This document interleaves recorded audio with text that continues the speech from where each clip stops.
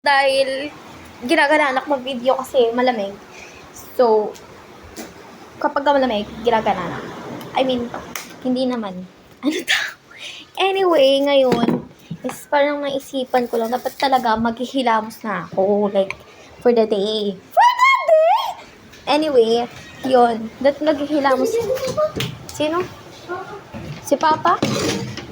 Like, for the day, for today, like, maghihilamos na ako dapat. Like, after ko kasi maghilamos na, umuupo na ako. But now, I'm gonna, like, you know, mag-ano muna ako, mag-gwash siya first, bago ako maghilamos. Kasi, I think kailangan kong mag-wash siya. Alam mo yun, you know what I mean. Ay! Hindi. Nice one, guys. So guys, Kain ka na pa? ba't ganito? Oh, Ano po ba? Ay, shoot. bakit ganito? I'm Ayaw just mo pa like ganun. gonna do this. Ano ba? Patayin mo pa. Malamang!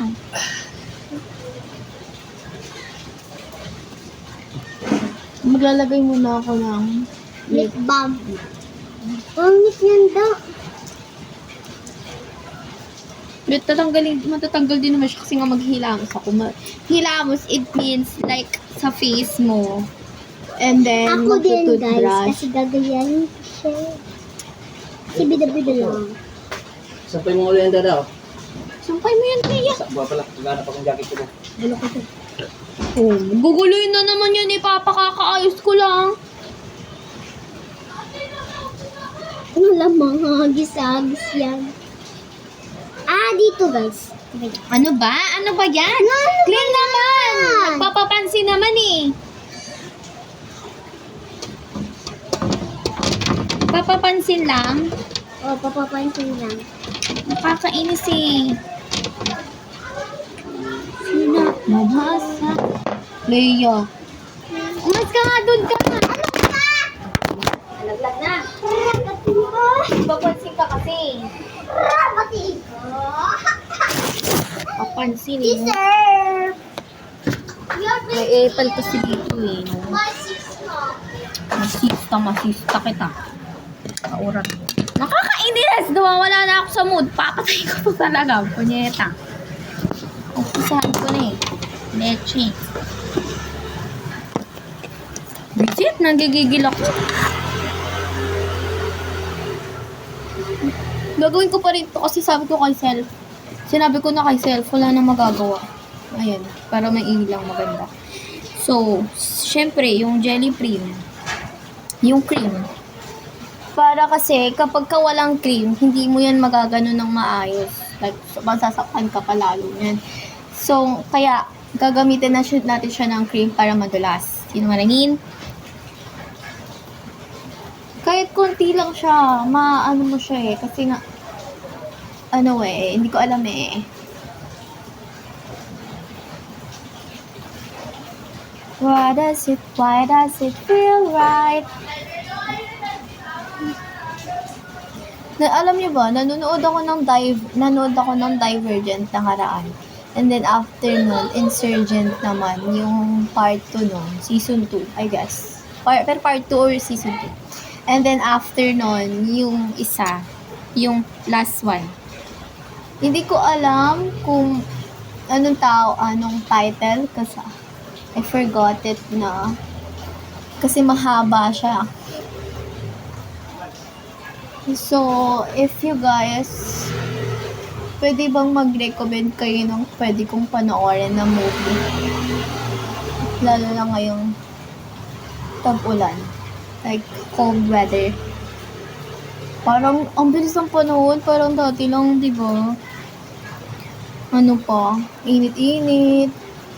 Gusto mag-beach. Ngayon, grabe. Di ba? Di ba lang, guys? So, ngayon, next, kapag nilagyan nyo na siya ng cream, we're gonna do the second step. And the last step. It's up to you kung anong gusto mong gawin sa face mo, kung ganire, ganyan, or kaya ganito. It's up to you na.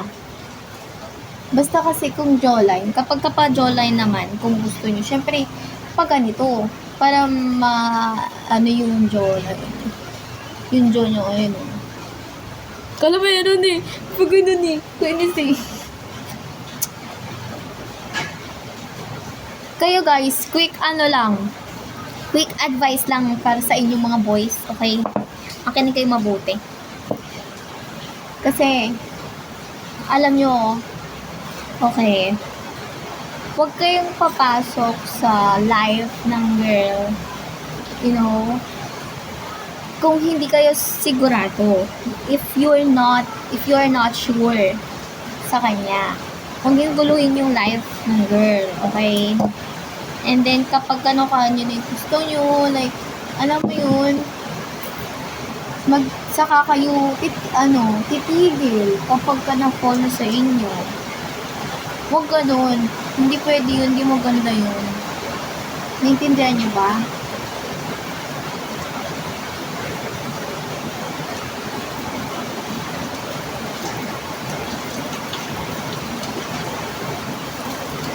Hindi na nakita yung isang kapila niya.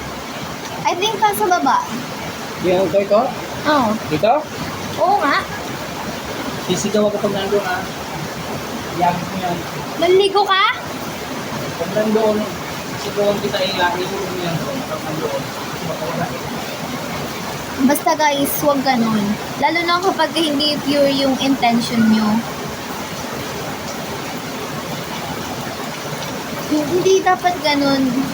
Everyone, if you like someone, dapat kapag ka gusto mo yung isang tao, dapat siguraduhin mong siya na.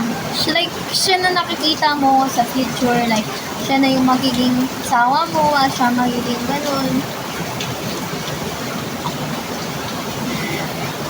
Basta, if, hindi pure yung intention, just, like, stop it na, guys. Huwag nyo nang guluhin. Okay? Kung hindi nyo na talaga gusto, kung eme lang, itigil nyo na. Okay? Kasi, yung makakasira kayo ng life, I guess. I think. Life or mental health. Kasi nga, nandun kayo, diba? Ginulo nyo. Oh, edi masasanay na nandun ka. So, mahirap na ulit ayusin yung sarili mo kapag nasanay ka sa isang tao na palagi nandyan.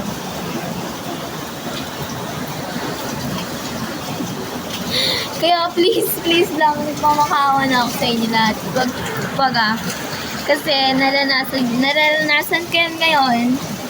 So, hindi naman siya, parang na-realize ko lang na napapaisip ako actually na hindi ba ako like worth the risk, kung hindi ba ako worth the risk, bakit hindi na eme lang ako, bakit hindi yung soul, heart, personality kayong nagugustuhan, bakit palagi yung body and everything, tapos basta bakit ganon? Guys, kung katawan lang yung gusto nyo sa babae, itigil nyo na, please lang. Okay, kaya nyo naman yun eh. Naiintindihan nyo ba? Like, kaya nyo naman yun, sarili nyo. Bakit hindi na lang kayo magsarili at nandadamay pa kayo ng ibang tao? Basta, if hindi talaga pure yung intention, like super pure, kapag hindi nyo siya nakikita in the future, yung magiging asawa nyo, wife nyo, and magiging nanay ng anak nyo, wag nyo na siyang guluhin. Wag nyo na kaming guluhin.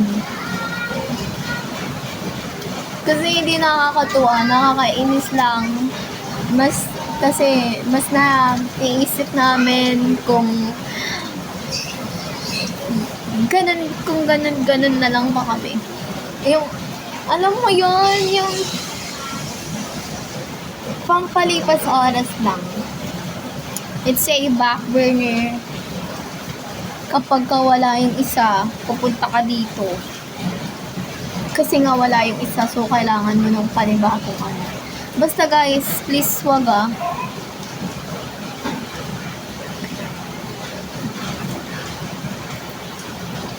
mahirap mag-adjust, lalo na nasanay ka sa tao na yun. And if you have a girlfriend, say, it's for the boys, ha? If you have a girlfriend, or even something like situationship, MU, ganon, like mutual understanding, feelings, give her time. Di ba lang, kahit nasabihin mo sobrang busy ka, at least mag-update ka naman, te. Hindi yung madaling araw ka mag-chat, gabi ka mag-chat lang.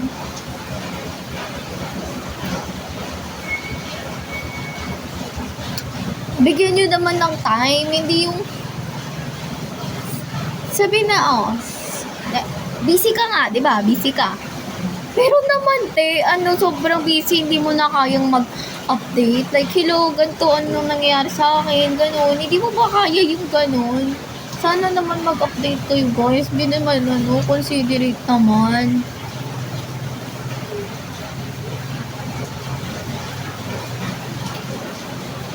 And one more thing. Kasi pansin ko din na all of yung mga boys, kapag ka nakuha na nila yung babaeng gusto nila, na niligawan nila for years, months, ganon, parang mawawala na yung consistency. Like, kasi, like, for example, is binibigyan mo siya lagi ng flowers nung nililigawan mo siya. Pero nawala yun nung sinagot ka na ng babae. Hindi dapat ganun Hindi dapat ganon. Oh my God. Basta, hindi dapat ganon. Kasi dapat consistent ka. Kasi nga, dapat, sinagot ka na nga eh. Eh, di dapat yung mga pinakita mo na nililigaw ka, ganun pa rin.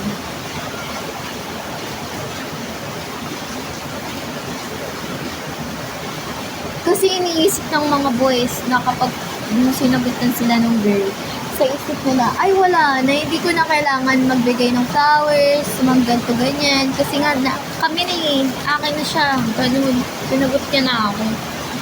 Hindi ganun. Hindi, sinasabi ko lang itong mga to kasi, isa yun doon, may isa akong nasabi na ranas ko. Alam niyo na yun. Basta if you're ginagkakumpintus ako dito.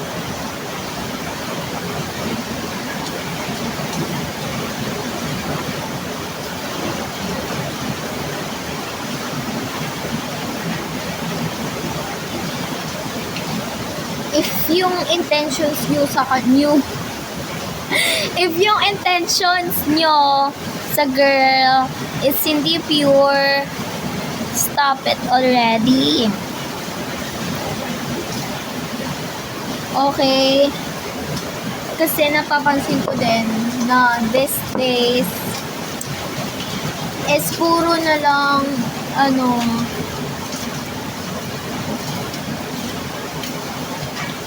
puro parang laro na lang yung love eh. Kaya naniniwala pa rin naman ako naniniwala pa rin ako dahil sa Wattpad. Pero hindi na ako naniniwala sa true love. Hindi, naniniwala pa rin ako, pero I think lang na hindi for me. Pero I know na meron pa dyan iba. Pero hindi for me lang. Hindi para sa akin. Yung love, I think. But I want it. I want a boyfriend. I want someone who can handle me. I want someone who loves me, who takes care of me, and everything. Gusto ko na ganun. Pero, it's not for me, so, kawawa naman ako. Anyway, please take my advice. Listen to my advice. Kasi nga, kawawa naman kaming girls.